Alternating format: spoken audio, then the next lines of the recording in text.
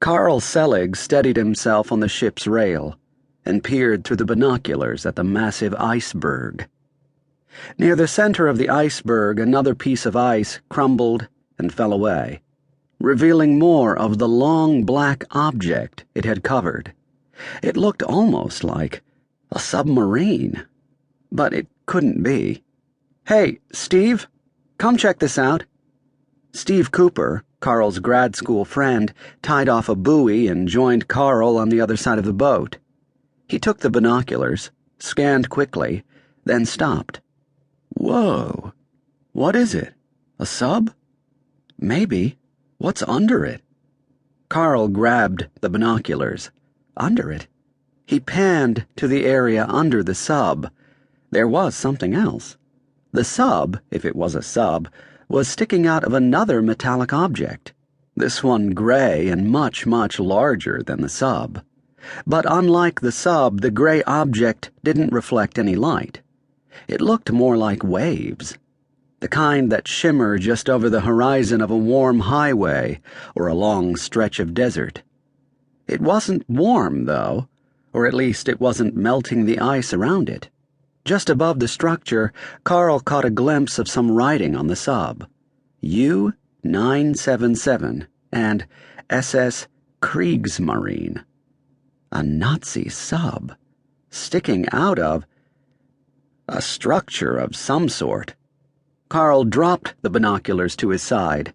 "Wake Naomi up and prepare to dock the boat. We're going to check it out." Steve rushed below deck, and Carl heard him rousing Naomi from one of the small boat's 2 cabins.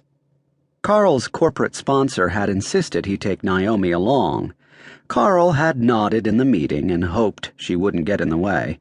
He had not been disappointed. When they had put to sea 5 weeks ago in Cape Town, South Africa, Naomi had brought aboard 2 changes of clothes, 3 romance novels, and enough vodka to kill a Russian army. They had barely seen her since. It must be so boring for her out here, Carl thought. For him, it was the opportunity of a lifetime. Carl raised the binoculars and looked again at the massive piece of ice that had broken off from Antarctica nearly a month ago. Almost 90% of the iceberg was underwater, but the surface area still covered 47 square miles, 1.5 times the size of Manhattan. Carl's doctoral thesis focused on how newly halved icebergs affected global sea currents as they dissolved. Over the last 4 weeks, he and Steve had deployed high-tech buoys around the iceberg that measured sea temp and saltwater-freshwater balance, as well as took periodic sonar readings of the iceberg's changing shape. The goal was to learn more about how icebergs disintegrated after leaving Antarctica. Antarctica held 90% of the world's ice, and when it melted in the next few centuries, it would dramatically change the world. He hoped his research would shed light on exactly how. Carl had called Steve the minute he found out he was funded. "You've got to come with me." "No, trust me." Steve had reluctantly agreed, and to Carl's delight, his old friend had come alive on the expedition as they took readings by day and discussed the preliminary findings each night. Before the voyage, Steve's academic career had been as listless as the iceberg they were following, as he floated from one thesis topic to another.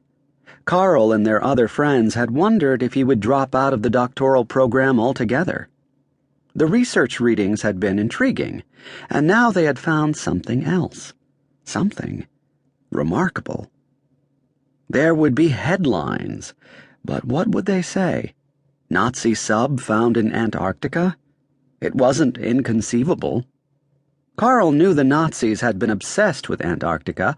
They'd sent expeditions there in 1938 and 1939, and even claimed part of the continent as a new German province, Neuschwabenland.